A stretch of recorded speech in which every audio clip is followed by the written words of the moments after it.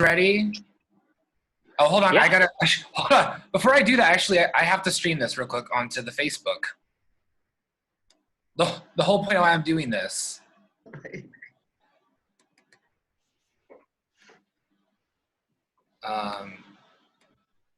Denise, I like how I almost just forgot that. What's happening? So we're linking Zoom to our Facebook account so we can stream it on there. And I figured out how to do it. So it was kind of like the reason I was here. Do you think you can unmute Michael? Yes, Denise, could you do that?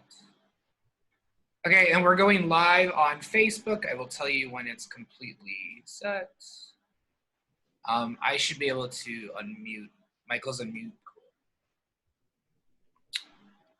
All right. I believe we are live on Facebook. It's linked, so I'm guessing so. All right. I'm ready when you are, Denise, to start recording. I already started.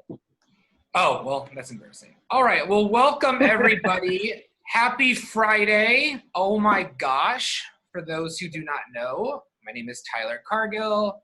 Pronouns are he, him, and his, and I am the Director of Diversity and Inclusion here at Bay Atlantic University. I just tapped off. Oops. First off, thank you everyone for joining us today. I kind of want to give some background on how this panel was created.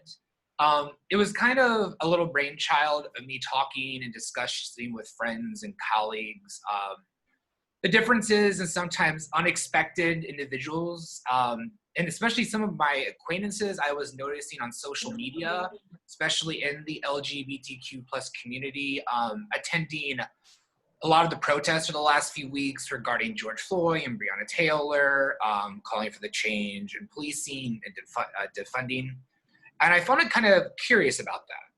So while I was talking, we kind of had this fun virtual coffee happy hour where I brought up the idea of in the last part of the Trump administration, with the last 4 years, especially with the Trump administration, and I compared it to the Women's March. And I feel like during this administration, it's been much more evolved or more involvement of people from the queer community in it, but also a little bit more prevalent of seeing these type of protests and marches, especially in the media.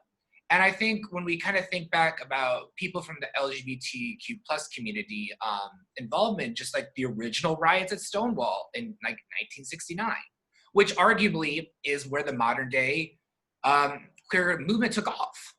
And then you also have it where you see the queer involvement in AIDS Coalition to Unleash Power, which we know is ACT UP, in the late 80s to protest the lack of political action on HIV and AIDS, to 2019, where I was protesting in front of the White House and the Trump administration's ban on the transgender military ban, and even at the Supreme Court during the hearings about Civil Rights Act, which thankfully, which I think everybody's still surprised that we haven't ruled, but excited about that.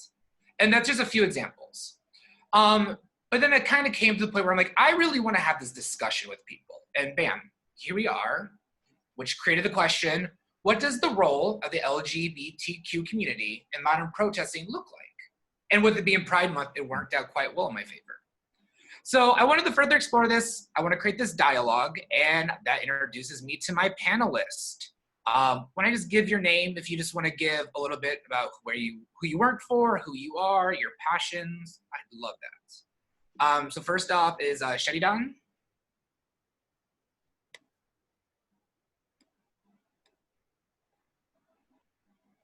Sheri, your microphone. Here we go. All right, go. Thank you so much. Hi, everyone. My name is Sheridan Aguirre. I use they, them pronouns, or any pronouns are fine as long as it's with a lot of love and respect. I am the Arts and Culture Change Strategist for United We Dream. We are the largest immigrant youth-led organization in the country. I myself, I am undocumented and have lived undocumented here in the United States for 25 years now. I'm based in Austin, Texas, and have the joy to work with so many undocumented people all across the country and helping them to use their storytelling and their arts to to organize and to be able to live out a world in which we stop deportations and in which we bring dignity and love to communities all across the country, because we know that immigrants are a part of the fabric of every single neighborhood in this nation. And so I'm really excited to share in just a little bit more about the work that we have done with LGBTQ youth in our organization, because our organization, I'm very proud to say, is led primarily by young women and young people of color who are queer and trans. So I'm excited for this dialogue. Fantastic, thank you for being here. Next is Daniel, I always mess up your name, my dear friend, Arrieta? Worry. Arrieta? Daniel Arrieta is, my pronouns are he, him, his. I am a Latinx immigrant. I've been in the United States since 1994, so that's like a long time now. I moved here when I was 19. Honestly, like I got involved into activism. I started getting involved in it just because I had a big mouth and I just like to get conversations going. And then after that, I just learned to start to use my cis privilege, my passing privilege, my documented privilege to enable the voices of a lot of people who don't have the chance to like put themselves first in line of the conversations. Fantastic, fantastic. Okay, and then next up is Michael Dumlau. Hello, my name is Michael Dumlau. I am a queer, brown immigrant artist and performer from the Philippines and Australia, who I use my platform as the brand director of a Fortune 500 company to advance social justice and equality. I find that a lot of my activism tends to focus on really exploring how coming from the corporate space can be a platform for good, can be a platform for truly examining and interrogating really what our role is in both dismantling as well as furthering systems of oppression. And I feel like we are in a beautiful place in history right now where we are in a place to really examine and interrogate exactly what our role is in creating a better world. I also focus a lot of my activism on the role of arts and creativity in creating change. I myself am a member of the Gay Men's Chorus of Washington and have been an artist and performer for many other groups, always believing that storytelling is key to movements of change and that arts and creativity plays a critical role in that. Fantastic. And last but not least is dear Crystal Simmons. Chris or Crystal? I didn't know until you said you. Either is fine, but I prefer Chris. Okay. Hello, everyone. Officially, I am Crystal Simmons, and my pronouns are she and her. I am a cybersecurity cloud and mobile lead for a Fortune 500 company. I'm also very active within the community. I have partnership with a lot of local-based community activist groups.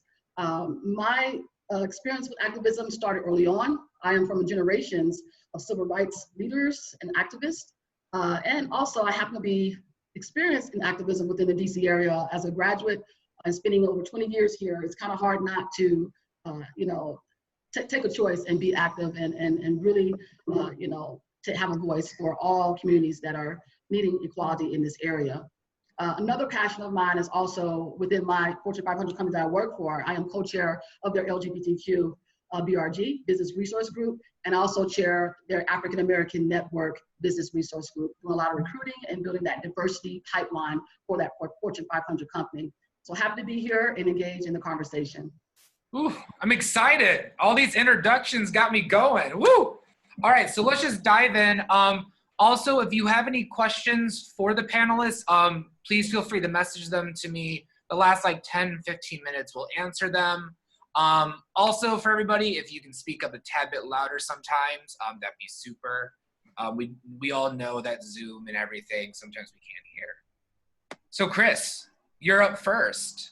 So our first question, as I kind of previously stated, in the last years, and I believe personally for the last 4 years, however, it's up for discussion. There's been an increase in the visibility of protests and marching in the media, on social media, and everywhere. But in the end, there is so much more to this and how we interpret it into our involvement. So for you to start the question off, and then everybody else, as I said, you're welcome. What does LGBTQ plus activism look like and mean to you? That's a great question. And for me to be quite frankly, currently over the past 4 years, even with the urgency now, with the social unrest that's going on, our LGBTQ plus activism really looks like allyship as well as inclusion, which means that, we have to focus not just on, same marriage rights, but also there's a high number of Black trans being murdered continuously throughout this country. So we need to make sure that it looks like all of us in the LGBTQ community being inclusive of everybody's rights. And really it goes back to Marsha P. Johnson, as she stated, during those, Stonewall riots, that no pride for some of us without liberation for all of us. So that's so true. We all have to be inclusive of all of our rights, not just a single working this in silos. Also with allyship, I'm seeing a lot of, and it's great to see this now, a lot of corporations getting behind, our fight that we've been fighting a lot of times on our own in America. So for me, it is, again, allyship and inclusion. Fantastic. Anybody else want to jump on in? I think one thing that we always have to recognize that is a true blessing of being a part of the LGBTQ community is that we are truly probably the most intersectional community out there. An intersectional community that represents dreamers, that represents immigrants such as myself, that represents women of color, that represents people with various abilities and disabilities and diverse abilities, people of military status and veteran status. And just, doing my own work with my own companies, business resource groups and diversity groups, we find that in many ways, the LGBTQ community is a convener for so many conversations and so many experiences that it really, I think, amplifies our ability to amplify others. And I think that's a true responsibility. I truly believe that as an LGBT community, because we are so multivariate in our identities and our experiences, that we can bring all of those different narratives to the table. And hopefully we are able to do so. I mean, I think we have to acknowledge the fact that much of the LGBTQ movement was very white, cis, male-centered for a very, very long period of time. And we have to acknowledge that we are now in a critical point in our movement, in our history, where we can absolutely address that, we can diversify that, and make sure that the voices that need to be heard that haven't been heard, sometimes deliberately, are heard now. And I think the LGBT community has a responsibility to make that happen.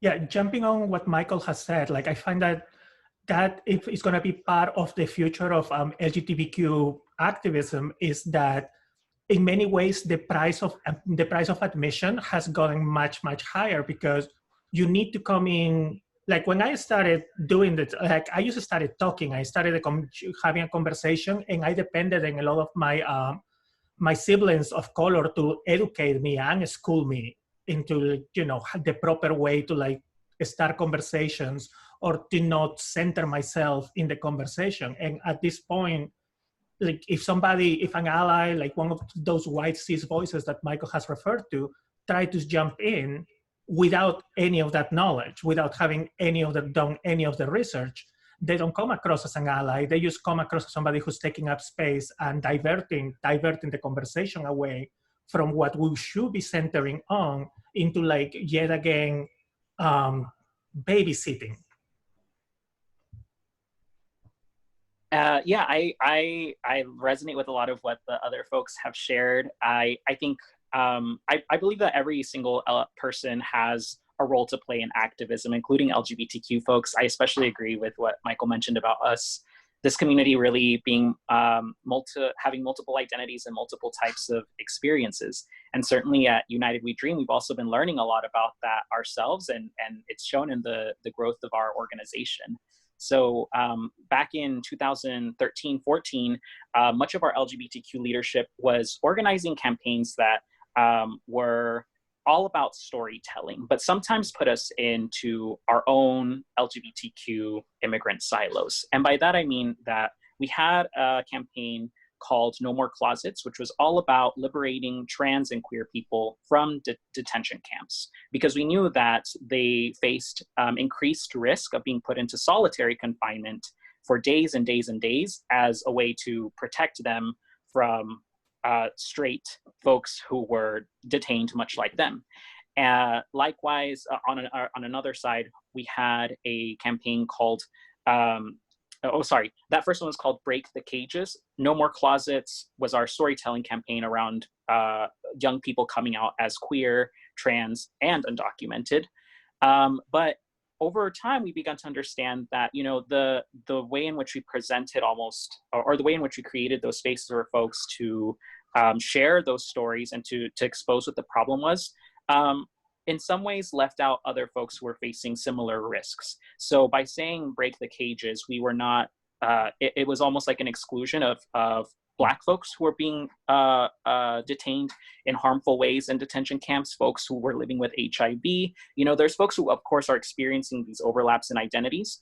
But I think our analysis then became like, no, it's actually about liberating all people from detention camps. And so the same LGBTQ young people who were directing those campaigns in 2013, 2014 are now the same ones that are saying, we have to abolish ICE. We have to abolish Border Patrol. Why? Because no matter if we're LGBTQ, no matter if we have these other identities, at the end of the day, they're targeting us because we're brown and Black.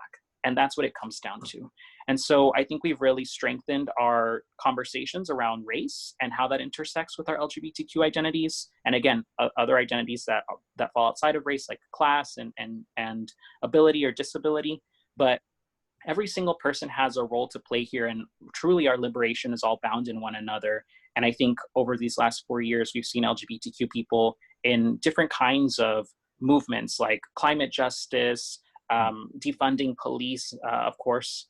And so that's going to continue to happen. We're present everywhere. And so it's impossible to say that like, there's no room for us, because we're here and our rights are just as important as other folks' rights. Woo!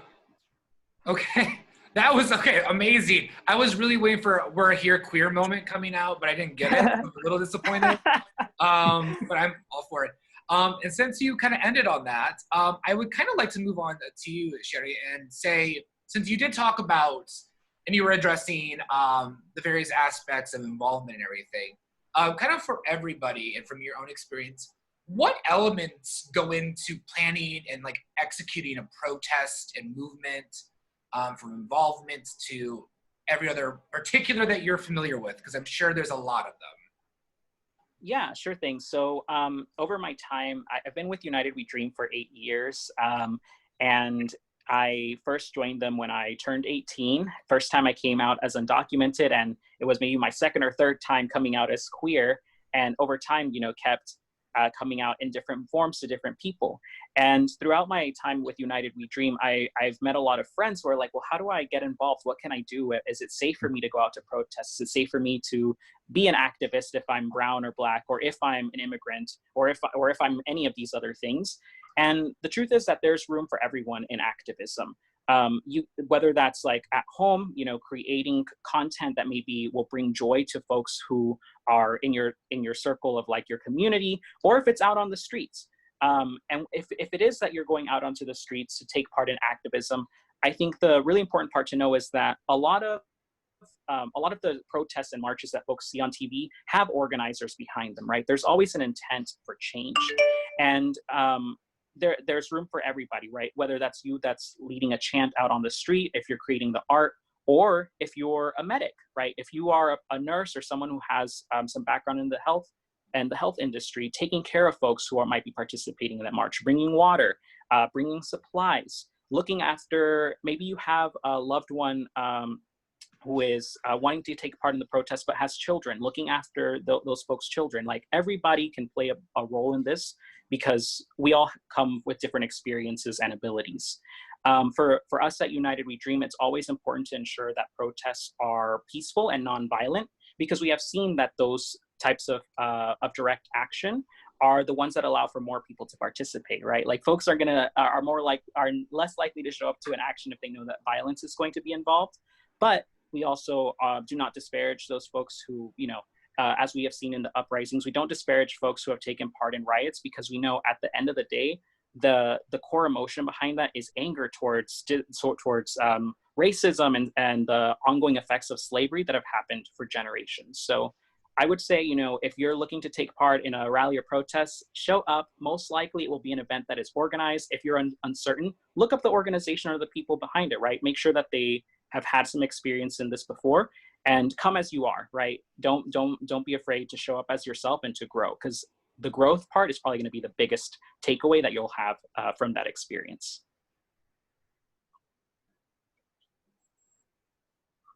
Anybody else?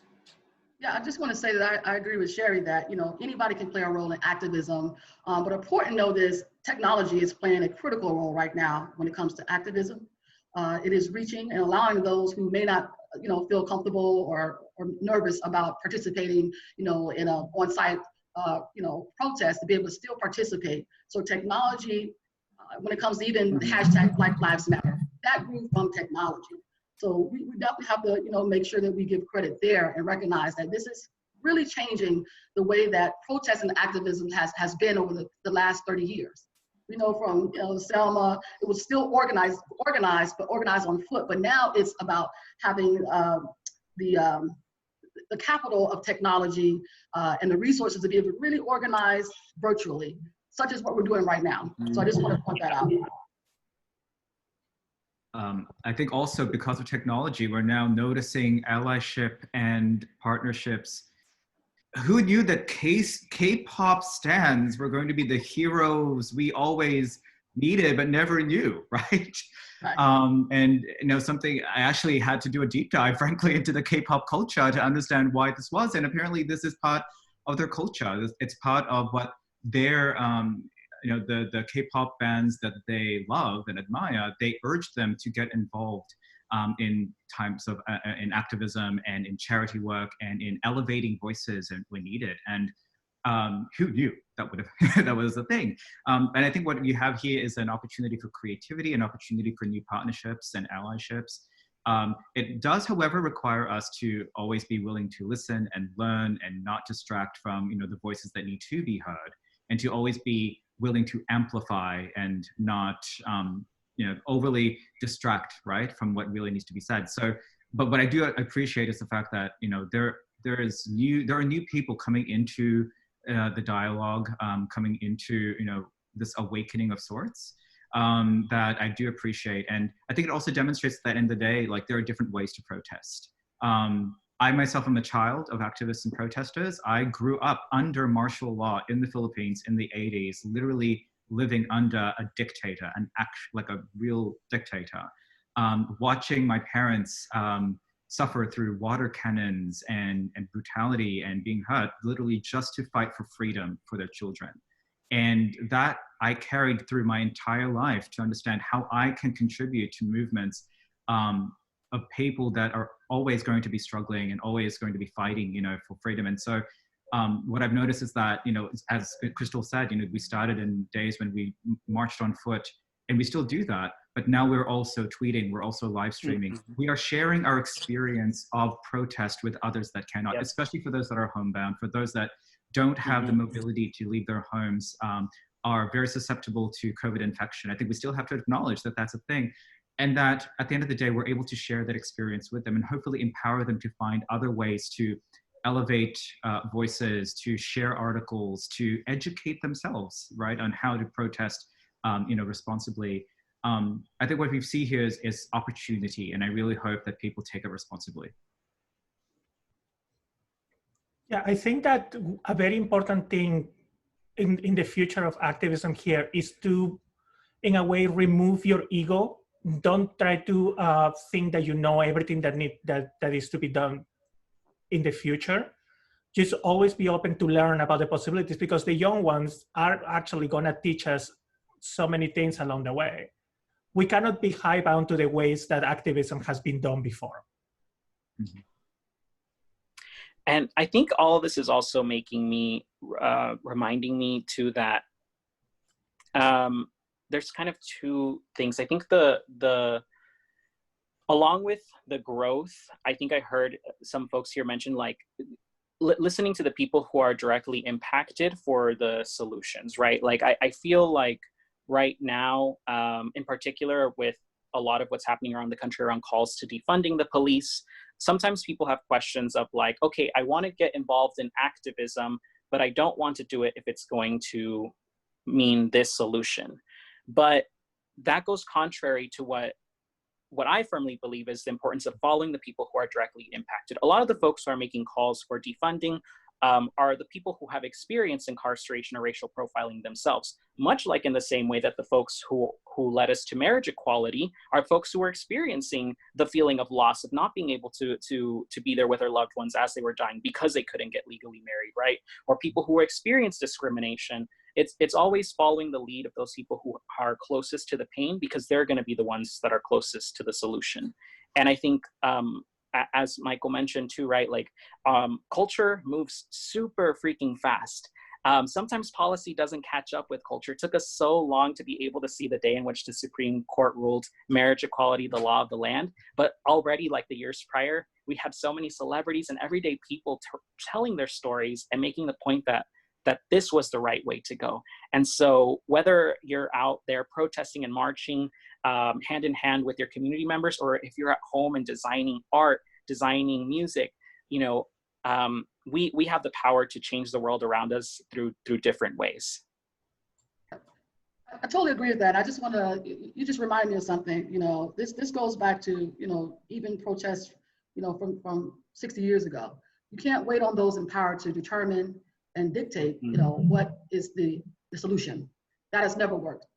We've never had those in power to say, oh, okay, well, we decided it's time for you guys to, you know, have voting rights as African Americans, or to have marriage rights. So I think it is important that we be clear that, you know, we have to really listen to those, you know, that are being affected and oppressed, and not try to dictate what the solution should be. Fantastic. Also, I'd like to point out, ironically, having this on today was an unintentional date, but it is the 5-year anniversary of marriage equality. Yes, yes. Yes, I remember that because I was actually with Michael and Daniel, and we were down there, and that was an intense, amazing, that was an amazing, I think, breathtaking experience down there, actually seeing the joy and celebration. Oh. Sorry, I just was like reflecting on that. I think we all remember being there with Michael. I remember being there with you. I remember celebrating, and then I remember getting on the metro to go to work. And about 20 minutes later, when I'm almost getting to the office, breaking down in tears, like in the middle of the Crystal City metro station, because it took a while for like all of that to percolate through. Yeah. Yeah, that day, and it also, for people that are unfamiliar with this was the marriage equality ruling for same-sex marriage as a federal law. And if you look at photos, it looks like there's only like 100 people there, but it was hundreds of people, and it was so full of joy, and which is an amazing, amazing experience. But moving on, as we reflect upon that. Michael, I have a kind of a question which you kind of touched base on, was talking about like what activism looks like and and what's going in the plan and everything. But in your opinion, what are some of the more bigger problems that members of the LGBTQ community possibly do, or they should avoid to do, to not like positively contribute to the cause? Like, what should we avoid doing? So I'm actually gonna flip that a little bit, because I actually want to. I think I can actually do a connection to the previous conversation. And let's do it. I'm feeling it. I'm feeling it. I have discovered, and I think all of us here have discovered, that particularly recently, you know, with the rise of this awareness and this call for really examining, what it takes to dismantle systemic oppression and fight for racial equality, I've noticed that there has been a lot of really interesting intersections and interactions with our families, with our close friends, and I find that, to say, like, there's different ways to protest. We're just talking about all the different ways of protest and how protesting has changed. I think one thing that hasn't changed is that at the end of the day, these things are local, they're family, they're close, right? The deepest impact where you feel, the marriage equality, right? The deepest impact I felt that was with my own husband, and the fact that we can now have a federally recognized marriage, right? And leading to that were months, years of conversations with my parents and educating them on why that mattered and why that was important. The exact same thing is happening with my family of immigrants, and frankly, like untangling and dismantling colorism within immigrants of color communities, especially if you're Latino and Asian. That is a huge thing. And realizing that sometimes protesting can also take the form of conversations with those that you love answering their questions, and telling that story of why this matters to you. So one thing that I also want to convey to our listeners is that sometimes, you know, it's as simple as being willing to listen, being willing to tell your story, being willing to have that thoughtful conversation, and knowing that protests can be as big as a gigantic march, you know, down Pennsylvania Avenue in DC, and as intimate and frankly just as powerful, if not even more powerful than as a conversation you have with your mother, like, or with your brothers, and educating them on why it's important to you to, you know, to advance these things. So just another thing I wanted to mention, and I think that's definitely a good thing to do. One of the things you should be doing, you know, is contemplating also those micro moments. You know, we always talk about microaggressions. I think there's also moments of micro inspirations and micro connections. And I think those are things that we should always be thinking about. What you should not do, however, are things that I feel like a lot of people are now just waking up, because while they may have had a lot of good intentions, you know, saying that, oh, suddenly I'm very, very pro Black Lives Matter, even though a couple of years ago I was completely adamant against them shutting down Pride in the middle of the street. Now suddenly they realize, oh, actually there's like validity, you know, to that, and suddenly I'm really understanding it. Number one, I think it's to recognize that there are inherent biases in all of us, and that this sudden change in our perspectives about Black Lives Matter, about defund the police, about, you know, acknowledging that racism exists, you know, I think has to absolutely come from an internal introspection and interrogation of your own biases, and ask yourself, why did it take this long for me to believe this and say this and post about it and educate myself on it? Because that in and of itself, I think, will make you a stronger ally, make you a stronger voice out there to advance change. Because you have to examine, it's a compliment to RuPaul's, if you can't love yourself, how the hell are you gonna love others? It's the same thing. If you can't educate yourself, if you can't understand your own biases, how dare you actually call out other people's biases, right? So I think that's step number one, is making sure that you're aware of your own blind spots. And then make sure that you are not taking up space when it's not your space to take. And I think part of that is making sure that you're aware when something is performative, or even just understanding what that word means. And I see, for example, a lot of people, especially in the gay, cisgendered, you know, more mask, you know, leaning, you know, community, you know, this is not the time for you to post your shirtless pictures and say hashtag Black Lives Matter. Like, your years in CrossFit is not what's going to make me want to donate, you know, to a movement, nor should it, frankly. I celebrate all bodies, I celebrate body positivity, whatnot, but now is not the time. And also, you probably shouldn't be making this about you to begin with. And I feel like I want to say that specifically because I think there's always a potential for narcissistic sort of tendencies where people can like take this on, make it all about themselves, and in so doing distract from some really, really critical conversations we should have about society in general. And I think those two things, interrogating your own blind spots, listening to others, and making sure you're elevating who you need to elevate and not taking up the space that you shouldn't be taking up, I think are key things that you shouldn't be doing, and should be interrogating why you're doing that and should be doing better. Ooh, anybody else? No, actually what Michael said is a conversation that we had yesterday, because I remember telling him that in my journey through activism, I had to unpack so much internalized homophobia, so much internalized classism and racism. And then I think like one of the things that I started working with, and especially talking about it within my family, was about our passing privilege.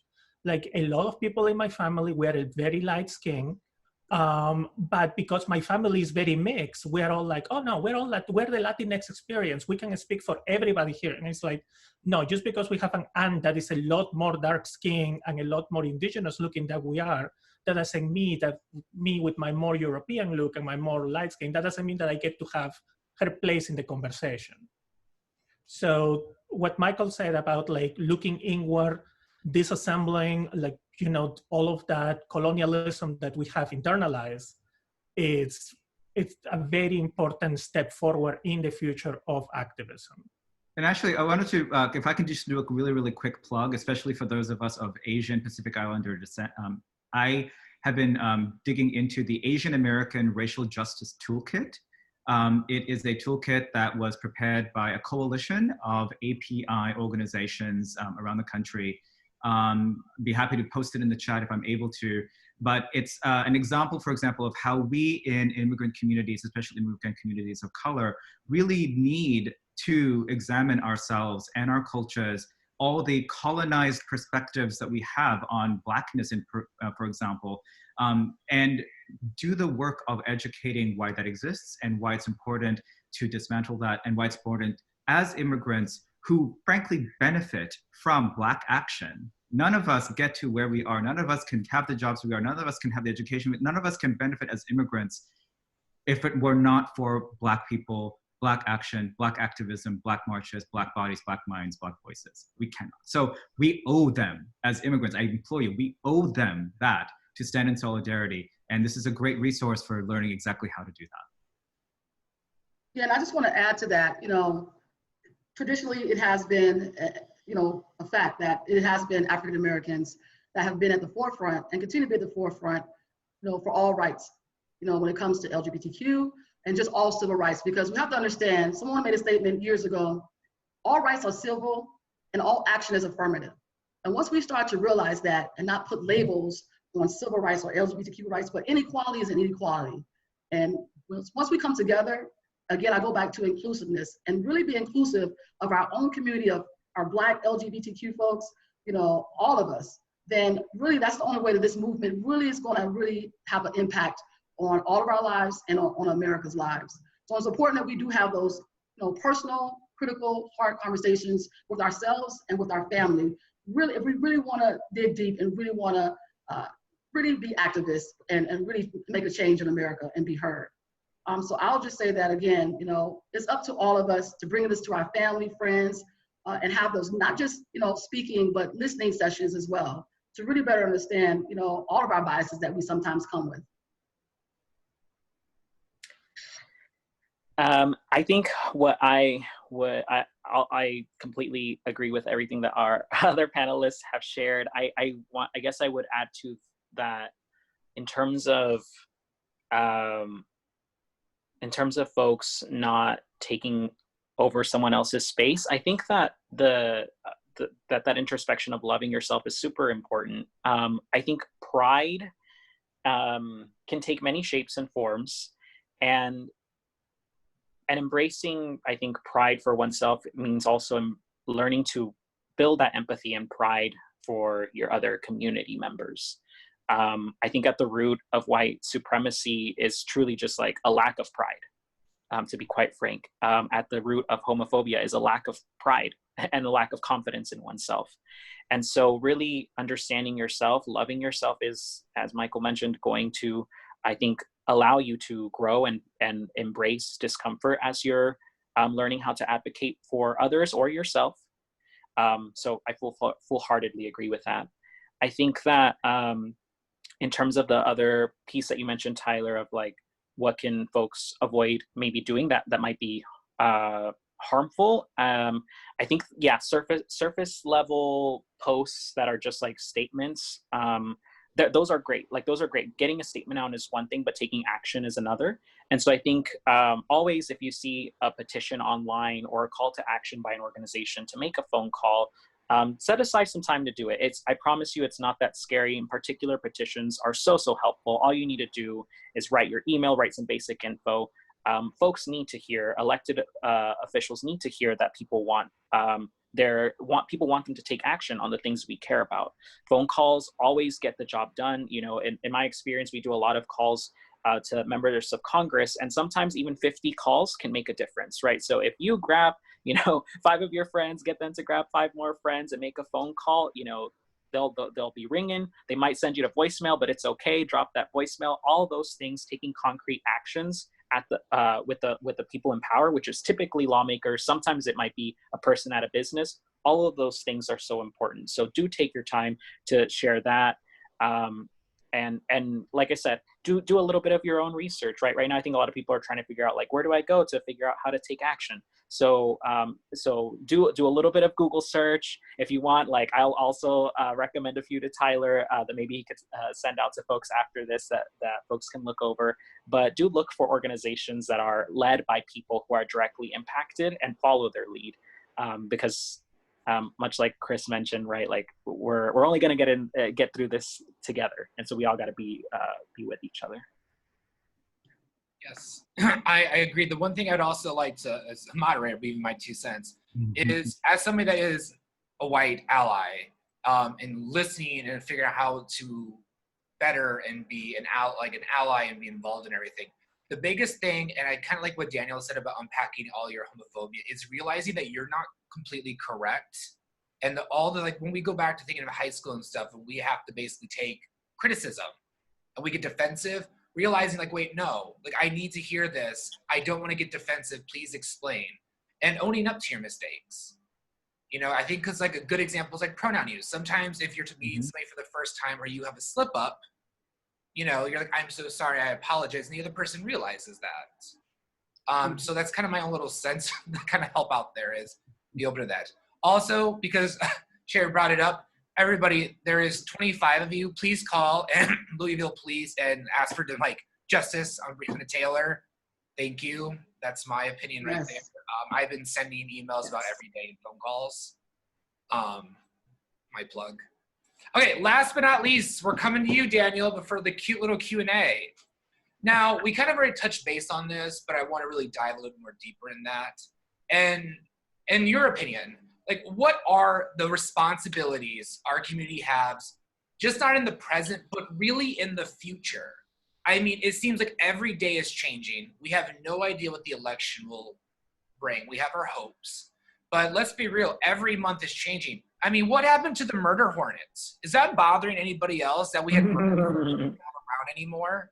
Okay, like that's really bothering me. But the point is everything's changing. Like, what is your opinion, especially for like the future?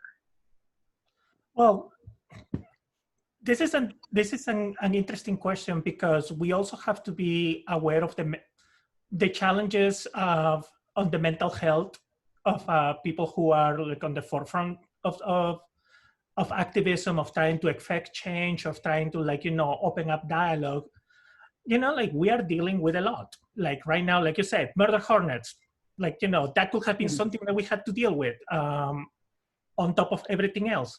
So maybe, even though, like I would say, like the most important thing in the future is to do a lot of work within, like, you know, look within to break up all those barriers to understanding, while at the same time looking forward and learning, informing ourselves. Like Sheridan says, like Google, do some Googling, learn about things, don't show up to the conversation completely ignorant, because people that have a lot of emotional work or they're already doing, just living in general, they are not going to have the time to like pick you up and start like, you know, with the history of the Black Lives Matter movement, starting with Trayvon Martin. They're not going to have time to like go all the way back there and bring you back all the way back up. Or like what you did when you were talking about ACT UP and Stonewall early on.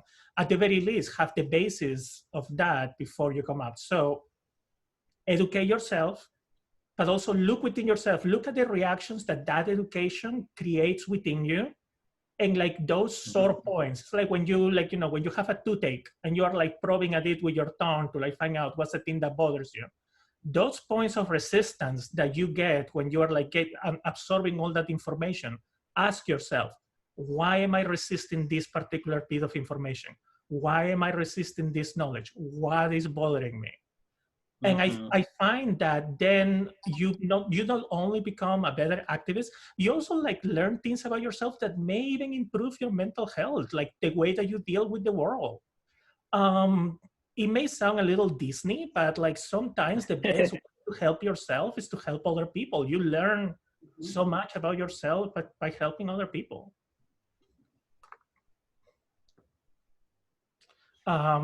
I don't know if that directly answer your question or if like I went in all a little too broad. I think it's very, very good. I just think everybody was kind of like, what do we add now? Is there anything to add on before we go to questions? I could share. I mean, I agree with what you've shared. I feel like I think the misconception that I certainly grew up with was almost feeling like I could live my life in a vacuum, but it's not true. Like our communities, our literal cities are made up of so many beautiful different cultures and people. And it is important to interrogate those things within each other. I think that in addition, a little bit of in addition to what you said, I love how y'all mentioned the example of not sharing content that just says Black Lives Matter and it's a shirtless dude. I think like one thing that LGBTQ folks can certainly do that sometimes we aren't aware that is in our control is our consumption of different art and entertainment and media. So that can do wonders for our mental health, is to experience media that's created by other LGBTQ people that are unlike ourselves. It can do wonders to our understanding of the world, and really it's just fun, right? Like it's great it's awesome to be able to experience the stories and the artwork of other artists of color, of other LGBTQ folks and trans folks. And so if you're on the beginning steps of your journey in activism and trying to figure out whether or not you want to join that next protest out there and like get your mask on and hit up the streets, tear down a statue, whatever you might be doing. Maybe it's starting at home with like getting your, figuring out like what's the new playlist of music you're going to have, or what shows are you going to watch. All those things are also super important because trust me, those artists, those folks want to have their content read. They want people to be able to see the world from their point of view. Cultural fluidity is so important. And so I think, yeah, that's another thing that LGBTQ folks can do. And of course, November elections coming up, make sure you vote, right? Vote for those same people whose stories you're reading, like keep them in mind, and recognize that power means a lot, especially for someone like me who is LGBTQ and does not have the power to vote and make those changes. But I am trying it in other ways, but we all have our own role in ways that we can make that change. I'm actually into the questions, but I would like to add one comment to Sherry's thing about getting out there with the mask and protesting. Make sure too, if you're doing it and it is your first time, that you are safe. I think that is we've all kind of hit that, but I really want to just kind of reiterate that. If you are going out there, please be safe, mask. Was I part of the trying to like tear down a statue? I was a human blockade. I didn't do it, but I still got lightly maced. And that was I was not prepared for, but I still stood. But even knowing that could happen to me, I was prepared for that. So that's my little advice to everybody. And I do want to, I guess, touch a little bit on what you mentioned, Tyler. I think that, one thing that I've seen some folks do is also levy a lot of criticisms towards people who have gone out to protest, saying like, why are they out there? Why are they disobeying stay-in-place orders? The fact is, like, people who are in pain, like they're acting again, like, because of the centuries of racism and hurt that is happening systemically all across the country. And so I think another thing that folks can avoid doing is shaming those Black and brown folks who are going out to protests. And certainly if you feel, I'm not about dictating or policing people's like day-to-day, minute-to-minute lives. If you are called to take up action for your community members by going out into the streets, please, please, please, yes, be careful. Be mindful of your of yourself, your safety, and the health of your household and your loved ones too, because it's this coronavirus. She gonna be here for a while, so we have to stay healthy, physically, mentally, emotionally, and know that we're together. And I just want to add to that, definitely be safe, but also bring a friend if you can. It's important, that, we continue to educate those that want to be educated, that are interested as well. So yes, certainly be safe, but also bring a friend if you can. Because I've seen more than just Black and brown out there. I've seen a lot of folks of different colors, really supporting and giving their voice to, this narrative right now. So it's important that we continue to do that. Allyship is very important. Good. I have a couple of questions. I've got one that's really good. Let's kind of changing the subject a bit. I'm gonna read this slow. There is a sense, even with the inherent intersectionality of the LGBTQ community, that attitudes towards Black people are often as discriminatory within the community as outside of it. How can the community address the history and perception in an authentic way to avoid seeming to be a performative allies caught up in the current moment while also being a part of the current movement?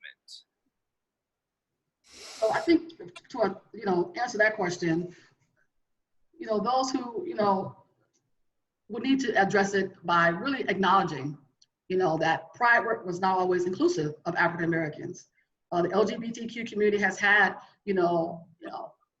issues when it comes to inclusion of, Black and brown people's, equality and rights. So I think the first step is really acknowledging that and having that conversation. Is the only way that any of us will be able to move forward with that.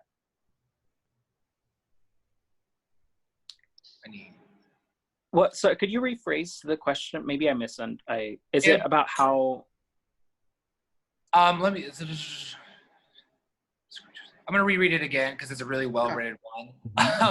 There's a sense, even with the inherent intersectionality of the LGBTQ community, that attitudes towards Black people are often as discriminatory within the community as outside of it. How can the community address this history and perception in an authentic way to avoid seeming to be performative allies caught up in the current movement while also being a part of the current movement? So I believe it's more like, how do we authentically get to do this movement where we're just not doing it for like social media? Oh, gotcha. I think also acknowledging the fact that I'm sorry, what? And also just acknowledging the fact that there is inherent racism, systemic racism in the LGBTQ community. I think that's also part of the question. Yes. Oh no, I mean, we have those like, it's just a preference, guys. I mean, we can just go with that.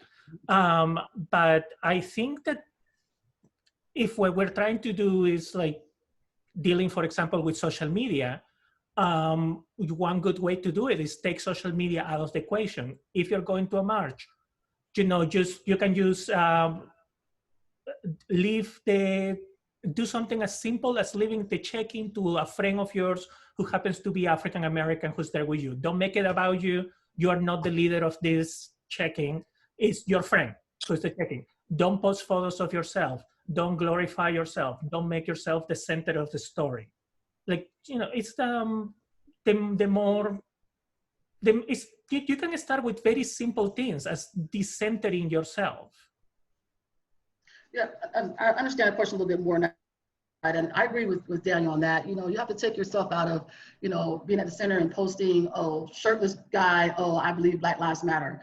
But bring some content if you are utilizing technology. Inform folks, use your technology to inform folks of maybe a protest that's going on, or maybe a particular, social group that needs that donation or that group. So I think that'll be the way to really be able to not so much take yourself out of, social, networking, but utilize that in an effective way where you're not just about a personal post at a protest, but really, having folks be able to be educated by it. Yeah, 100%. Don't amplify your personality on social media. Amplify the voices of other people on social media. And I would like to comment by having something that possibly I do for, if it's approval for everybody, is, for example, I know when I've been to because I've been to the protest a lot at the White House, and near it is, they will have people that will say, some of the leaders and organizers will be like, get on social media right now. We need people. Text your friends and stuff. And personally for me, I know not to post anything, but when I'm like filming or going live, it's literally to help, I think, to get more people there. So I would also say, listen, if your friend's like, hey, get your phone out, get the Twitter open. We gotta get people here. Would that be a positive way? I would, my dear panelists, and any other. I think, yeah, listening to, if you're in an action, in a protest, like with someone there, right, looking out for leaders, I'd say like really good, strong organizers will have some type of way for you to identify folks, whether that's like something on their shirt, or maybe it is the shirt, hat, whatever. But I think trying to make sure that you get that information clearly before you show up, when you're there really listening to who is that point person, will be important, and following their lead. And I think just in general, right, it's important for people to know that people of color do tend to be at higher risk when it comes to racial profiling, and even like cyber security. AI is ruthless, y'all, and people will use it against us to track down protesters. But particularly, right, if you're brown or Black, there's increased risks of profiling. There's read all kinds of horrible articles about how AI frequently misidentifies Black folks, because that technology is still created predominantly by white folks, right? And so when you have this user error at the beginning, it's going to end up on creating these cyber tools that will negatively impact people of color. So always be mindful to not share photos of folks' faces when they're at protests. Follow the lead of the people there. And just a big question that I like to ask myself is, if I post this thing online, will it create harm, right? And really thinking through as many avenues as possible, like, is the person here safe if I share this photo? Am I able to get their permission if I share this photo? If I'm sharing this content, is it coming from a trusted source? So really just do a little bit of that background for yourself, because it could help someone out. Good. Well, just to say, yes, I agree 100% with the share. Definitely do that. And if you, I'm all for everybody protesting stuff, but if you get yelled at by somebody that says, put your phone away, don't do this, please listen. Mhm. Do not take it personally. You have to remember, everybody is also caught up in the moment. They are trying to keep people safe. We've all, been in situations where we raise our voice or something because we're like, no, please listen to me now. Don't take that away from these individuals. Well, that's it. I'm wrapping it up right now. If there's any final comments or anything, we have a list of questions, but we're kind of out of time. So I'd like to thank everybody for coming today. Chris is yes, I love that, like, Breakfast Club going right there, like, yes. So thank you for everybody. I really appreciate it. Is there anything or any events, programming that you guys would like to plug or? Tyler, I just want to end with Black Lives Matter. I was going to say about the same. Yeah.